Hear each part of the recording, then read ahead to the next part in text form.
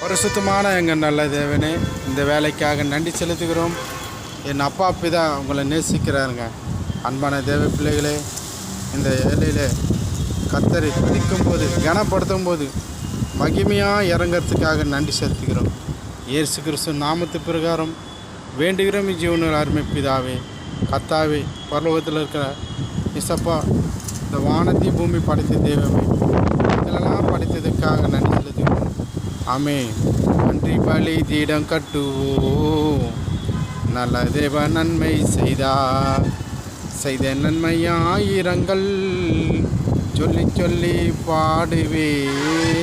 நன்றி தகப்பனே, நன்மை செய்திடு.